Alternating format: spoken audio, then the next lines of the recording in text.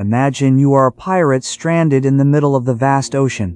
All around you, there's an unimaginable amount of water. But people have always told you never to try drinking seawater. But why not? What would actually happen if we drank seawater? It's all because seawater is extremely salty. Imagine drinking a glass of water mixed with 1 full teaspoon of salt.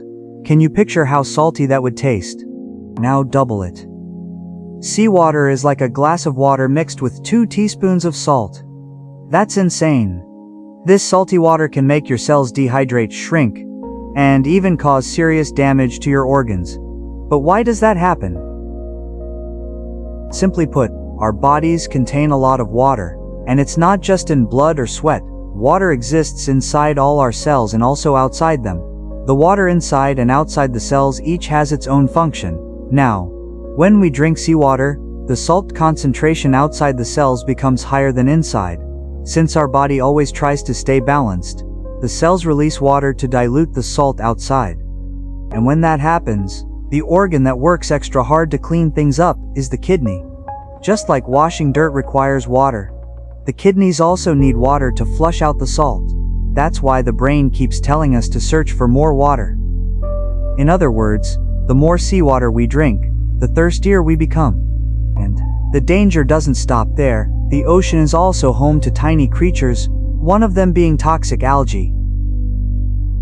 Sometimes, algae can bloom uncontrollably and poison the water. Usually, you can tell when this happens. The water changes color, gets foamy, and even causes mass fish deaths.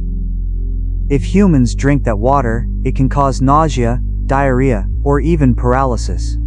For example, in the America, there was a case where the sea turned red, and people just breathing the air near the shore already felt nauseous and started coughing. Okay, all of that sounds terrifying, but does that mean all this vast seawater is truly impossible to drink? The answer is yes, it actually can. The technology already exists. For example, Saudi Arabia uses ultra-thin filters and heat to separate salt and germs from seawater. In a year, the processed water they produce is enough to fill 1,000 pyramids. Or take Qatar, where almost all of their drinking water actually comes from the sea. Because the process is very energy intensive, the water produced this way is usually expensive and less environmentally friendly. So now we know why seawater can't just be drunk carelessly. That's why the true lifesaver for sea wanderers is actually rainwater. Or, if things get desperate, blood, like in the case of this man, whose ship sank during the war. He managed to survive for months at sea by drinking rainwater and animal blood, or even his own urine. So maybe this video can remind us to grab a glass and enjoy the taste of water that doesn't come with 2 teaspoons of salt. And as always, thank you.